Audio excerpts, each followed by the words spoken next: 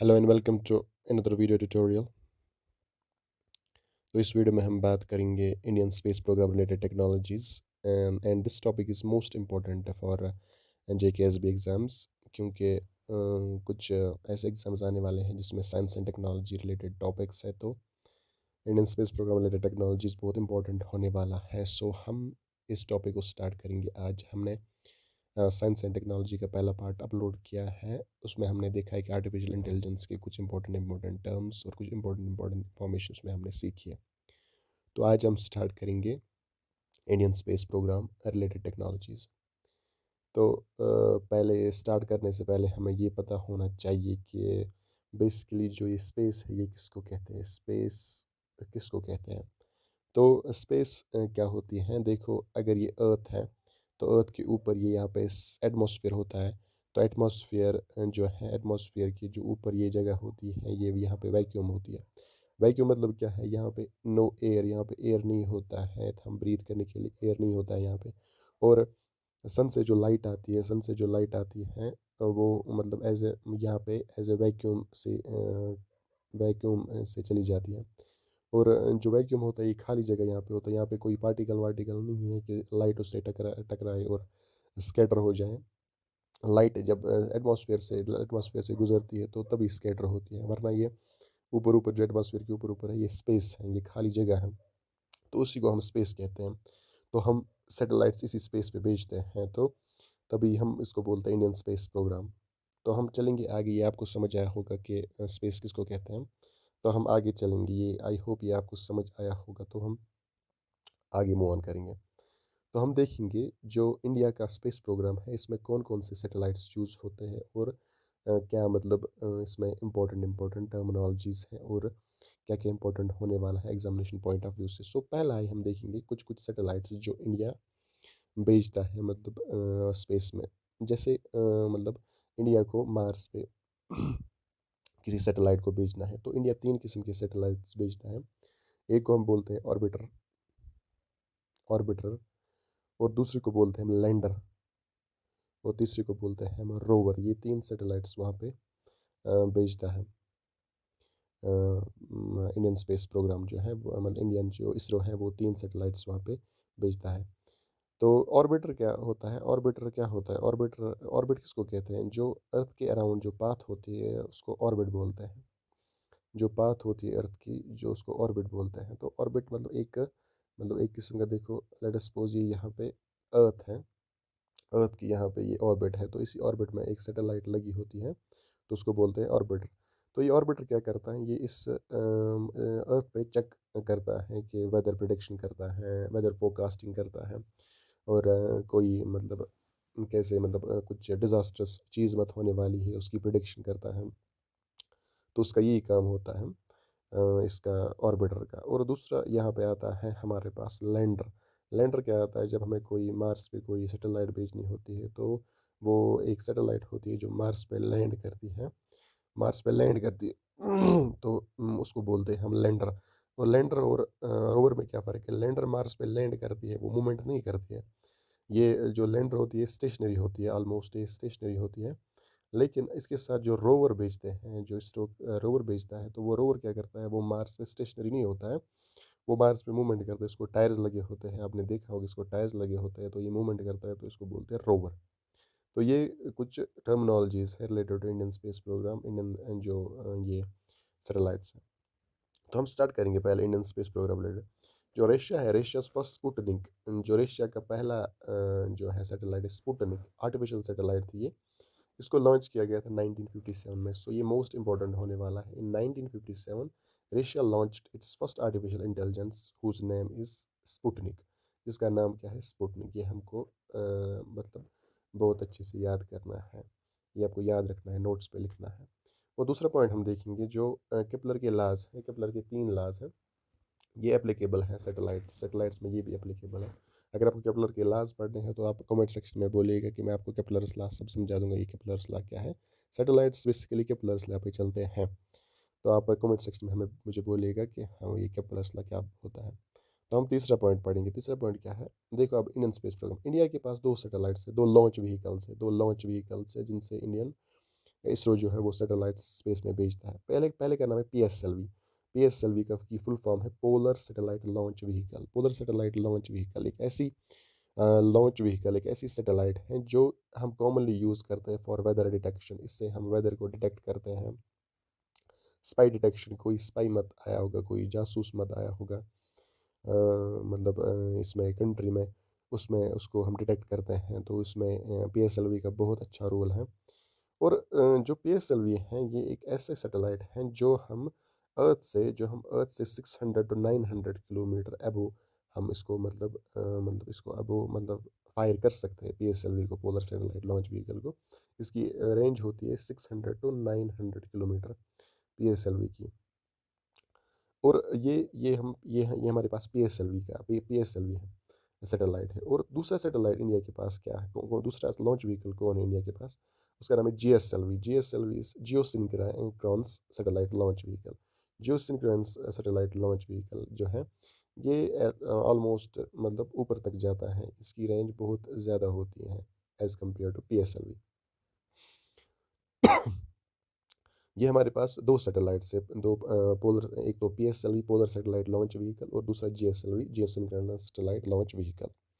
और हमारे पास कुछ कम्युनिकेशन सैटेलाइट्स भी हैं, जैसे इनसैट। इनसैट हमारे पास कम्युनिकेशन सैटेलाइट है।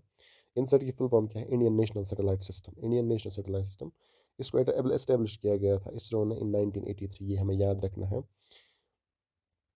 और हमारे पास एक और कम्युनिकेशन सैटेलाइट है जिसका नाम है इनसैट 1B। ये किसके लिए है? For the purpose of television broadcasting. Television broadcasting जो हमारे घर में होती है वो इसी इनसैट 1B से होती है।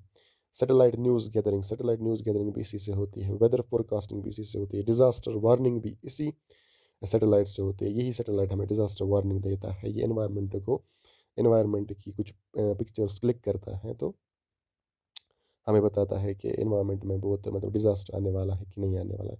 सर्च एंड रिसीव ऑपरेशंस, जो ये सर्च करता है ऑपरेशंस को, रिसीव रिसीव ऑपरेशंस को करता है। कोई ऑपरेशन मतलब कंट्री के अपोजिट कोई ऑपरेशन मत चलता होगा तो ये इसको गैदर करता है। ये हमारे पास सैटेलाइट है, इनसैट कम्युनिकेशन सैटेलाइट है ये हमें याद रखना है।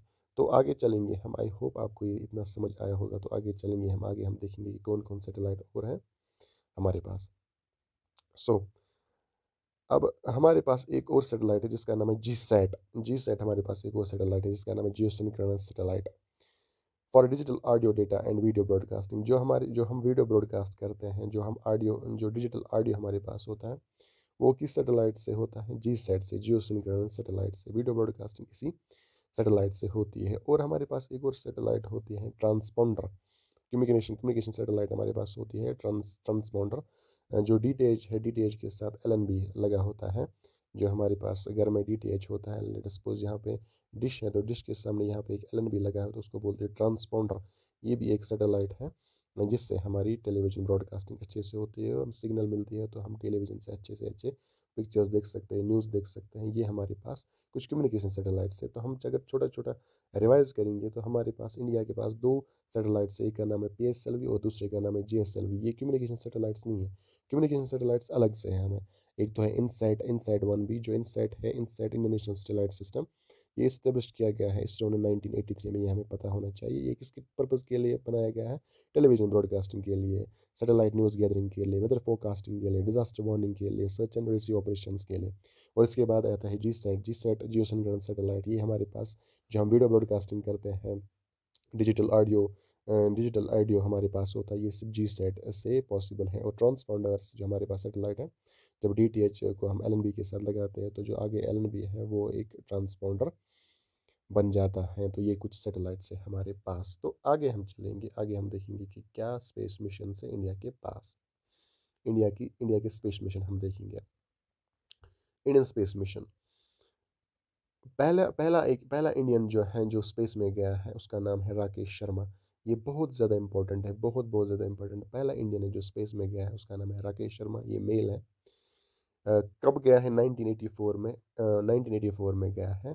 जो ये स्पेस मिशन है ये किसने लॉन्च किया था? Russia Swiss 111, Russia Swiss 111 space mission का नाम है। तो इसी स्पेस मिशन के दौरान इंडिया का पहला आदमी राकेश शर्मा स्पेस में गया है। तो ये बहुत इंपॉर्टेंट पॉइंट है, ये हमें याद रखना है। तो दूसरा पॉइंट क्या है, दूसरे पॉइंट पे हम जाएँगे। दूसरे पॉइंट पे क्या जाएँगे, फर्स्ट इंडियन इंटू स्पेस, पहली इंडियन जो औरत है जो स्पेस में गई है उसका नाम है कल्पना चावला। ये कल्पना चावला जो है वो बॉर्न इंडियन है लेकिन ये अमेरिकन एस्ट्रोनॉट है। ये कब गई है? 1997 में, ये आपको याद रखना है। तो इसमें ये भी इंडिया का मिशन नहीं था, ये अमेरिकन मिशन था, ये हमें याद रखना है। तो ये 2 पॉइंट्स बहुत इंपॉर्टेंट होने वाले हैं एग्ज़ाम रिलेटेड। तो अब जो भी आगे हमें पढ़ना है वो बहुत ज़्यादा इंपॉर्टेंट है, इस पे आप मतलब ये सारा आपको वीडियो देखना है। जो इंडिया का स्पेस मिशन है वो उस कौन रेगुलेट करता है? इसरो, वो रेगुलेट करता है इसरो। तो इसरो की फुल फॉर्म कभी पूछी जाती है एग्ज़ाम में, तो इसरो की फुल फॉर्म है Indian space research organisation, Indian space research organisation. Indian research Indian space research organisation का हेडक्वार्टर कहाँ पे है? बेंगलुरु में है। ये हमें याद रखना है। तो ये हमें याद रखना है। तो इसका चेयरमैन कौन है? के सिवान। के सिवान इसका चेयरमैन है, इंडियन स्पेस रिसर्च ऑर्गेनाइज़ेशन का चेयरमैन के सिवान है। और इंडियन स्पेस रिसर्च ऑर्गेनाइज़ेशन कब इस्टैब्लिश हुई? 15 अगस्त 1969। मोस्ट इम्पोर्टेंट एग्ज़ाम में पूछा जा चुका है। जो इसरो है वो कब इस्टैब्लिश हुआ है? 15 अगस्त 1969। और इसका फाउंडर कौन है? इसरो का फाउंडर कौन है? उसका नाम है विक्रम साराभाई। तो हमें याद रखना है फाउंडर कौन है इसरो का? विक्रम साराभाई। ओके। तो हमारे पास 2 स्पेस सेंटर्स हैं, इंडिया के पास 2 स्पेस सेंटर्स हैं।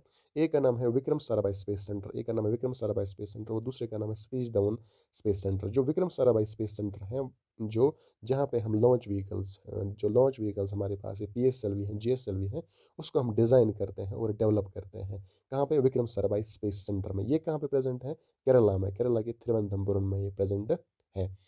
तो आगे चलेंगे हम। और एक स्पेस सेंटर है हमारे पास जहाँ पे हम लॉन्च करते हैं इन स्पेस, जहाँ पे हम मतलब किसी मिशन के लिए हम लॉन्च करते हैं इन लॉन्च व्हीकल्स को, उसका नाम हमारे पास है यहाँ Satish Dhawan space centre. Wire launch vehicles are launched, जो लॉन्च व्हीकल्स हमारे पास है वहाँ वही वहीं से हम लॉन्च करते हैं। ये कहाँ पे है? सतीश धवन स्पेस सेंटर कहाँ पे है? ये है आंध्र प्रदेश के श्रीहरिकोटा में। तो ये हमें याद रखना है, ये मोस्ट इम्पॉर्टेंट पॉइंट हो जाता है। तो आगे चलेंगे हम, आगे हमें देखना है कि कौन-कौन से और इम्पोर्टेंट मिशंस हैं हमारे पास। चलो, चलते हैं हम आगे। तो हमारे पास कौन-कौन से मिशंस हैं, हमने कौन-कौन से मिशन पीएसएलवी मिशन जो हमारे पास कौन-कौन से हैं। जो पीएसएलवी मिशन है, ये हमारे पास थर्ड जनरेशन मिशन है। पहला लॉन्च व्हीकल कौन था? SLV, SLV satellite launch vehicle. और दूसरा दूसरा जो जनरेशन लॉन्च व्हीकल था उसका ना देखो, रैंक वाइज़ मिशंस होते हैं। देखो, पहले जनरेशन का मिशन था एसएलवी, सैटेलाइट लॉन्च व्हीकल। तो उसके बाद दूसरी एक जनरेशन आई लॉन्च व्हीकल्स की, उसका नाम है ASLV, augmented satellite launch vehicle. और तीसरी जनरेशन हमारे पास आई PSLV, polar synchronise launch vehicle. तो अब ये मिशन हमारे पास 2008 में मतलब 2008 में 2008 में हमारे पास जो पीएसएलवी का मिशन था चंद्रयान 1, जो हमने जो लॉन्च किया था 2008 में। तो उस लॉन्च व्हीकल का नाम क्या था? पीएसएलवी सी-11। पीएसएलवी सी-11, ये हमें याद रखना है, ये हमें याद रखना है, बहुत ज़रूरी याद रखना है। जो हमारा पहला पीएसएलवी मिशन था उसका नाम था चंद्रयान फर्स्ट, ये हमें याद रखना है। ये हमने लॉन्च किया था 2008 में। तो इसका उस लॉन्च व्हीकल का नाम क्या था? उसका नाम था पीएसएलवी सी-11, ये हमें याद रखना है, पीएसएलवी सी-11। तो ये पहला पीएसएलवी मिशन है जो 2008 में हमने लॉन्च किया था, इसरो ने लॉन्च किया था। ओके। तो आगे चलते हैं, दूसरा मिशन हमारे पास कौन सा है? दूसरा मिशन हमारे पास है मार्स ऑर्बिटर मिशन।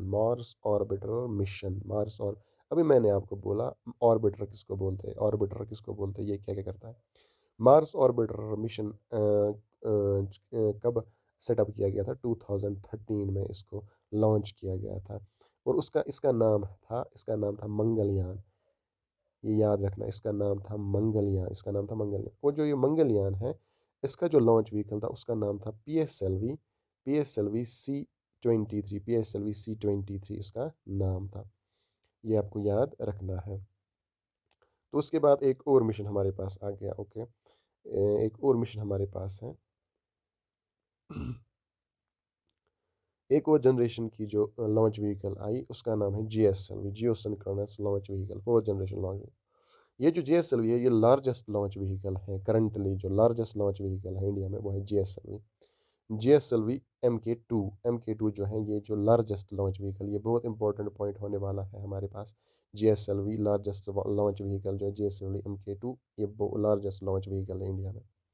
तो इसके बाद एक और मिशन आया हमारे पास, एक और मिशन आया, उसका नाम है चंद्रयान 2। चंद्रयान 2 हमारे पास है।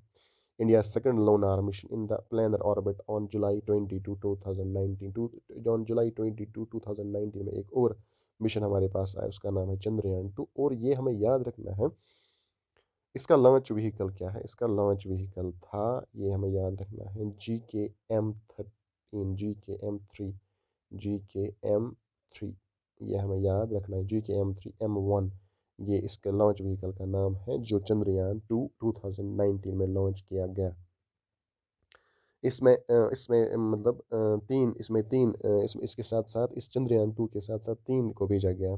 एक इसमें लैंडर भी था, रोवर भी था और ऑर्बिटर भी था।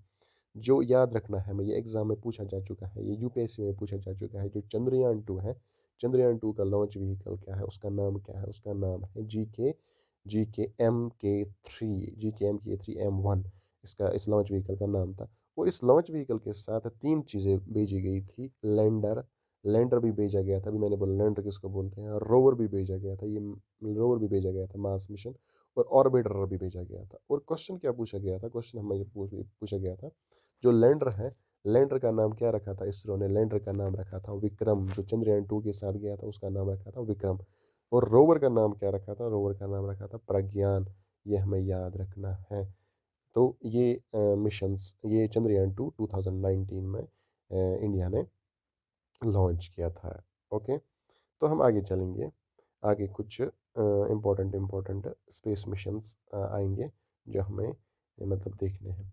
तो कुछ ऐसे स्पेस मिशंस है, जैसे रिसैट 2 BR1 जो है, जो लॉन्च किया गया December 11, 2019 में। और उसका लॉन्च व्हीकल का नाम था PSLV-C48, ये हमें याद रखना है। और ये जो है, ये सैटेलाइट रडार इमेजिंग सैटेलाइट है। ये जो रडार्स इमेजिंग सैटेलाइट है, इमेजेस क्लिक करती हैं, अलग अलग इमेजेस क्लिक, अर्थ के अलग अलग इमेजेस क्लिक करती हैं। ये सैटेलाइट, ये इसी काम के लिए भेजी गई थी, रिसैट 2 BRI। इसकी लॉन्च डेट है December 11, 2019। और लॉन्च व्हीकल का नाम है PSLV-C48। और उसके बाद अगर हम बात करेंगे, तो उसके बाद हमारे पास आई ये जी सैट 30 हमारे पास आ गई। जी सैट जियो सिंक्रोनस, ये सैटेलाइट आई January 17, 2020 में ये लॉन्च की गई। उस लॉन्च व्हीकल का नाम था Ariane 5 VA 251। जो ये लॉन्च व्हीकल है, ये कहाँ पे है, फ्रेंच गुयाना में है ये लॉन्च व्हीकल। ये फ्रेंच गुयाना की थी ये लॉन्च व्हीकल, Ariane 5 VA 251। ये एक टेलीकम्युनिकेशन सैटेलाइट थी, कम्युनिकेशन सैटेलाइट एक थी। और तीसरे नंबर पे हमारे पास एक स्पेस मिशन हमने लॉन्च किया था, EOS-01 अर्थ ऑब्जर्वेटरी सैटेलाइट। ये November 7, 2020 में किया गया था। ये हमने लॉन्च किया था सतीश धवन स्पेस सेंटर से, जो कहाँ पे है, श्रीहरिकोटा में। और इसका पर्पस क्या था, for agricultural, forest and disaster management purpose. Agricultural purpose के लिए, forest and disaster management purpose के लिए, एग्रीकल्चरल के कुछ मतलब कुछ मेथडोलॉजीज देखने के लिए, फॉरेस्ट्री के कुछ डिजास्टर्स देखने के लिए, और डिजास्टर मैनेजमेंट पर्पस के लिए हमने अर्थ ऑब्जर्वेटरी सैटेलाइट भेजी गई थी। और अर्थ ऑब्जर्वेटरी सैटेलाइट में से एक मोस्ट इम्पॉर्टेंट जो सैटेलाइट है, जो एग्ज़ाम में पूछी जाएगी ऑलमोस्ट, उसका नाम है अमेजोनिया। ये बहुत इंपॉर्टेंट हो सकता है। अमेजोनिया 1 ब्राज़ील की है। ब्राज़ील में पीएस इसका इसका दूसरा नाम है PSLV-C51। ये आपको याद रखना है। और ये ब्राज़ील की अमेजोन 1 है। 28 Feb 2021 में इसको लॉन्च किया गया था सतीश धवन स्पेस सेंटर से, जो श्रीहरिकोटा में है। जो it will be for the purpose of Amazon Forester's, जो ब्राज़ील में अमेजोन फॉरेस्टर्स, डेंस फॉरेस्टर्स है, उसमें ये मॉनिटर करेगा, monitoring of deforestation in the Amazon rain forests. वहाँ पे हम ये डिपिक्ट करेगा डिफॉरेस्टेशन अमेजोन रेन फॉरेस्ट्स में। और एक और मिशन है आदित्य 11, लॉन्च डेट January 2022 में इसको लॉन्च किया गया।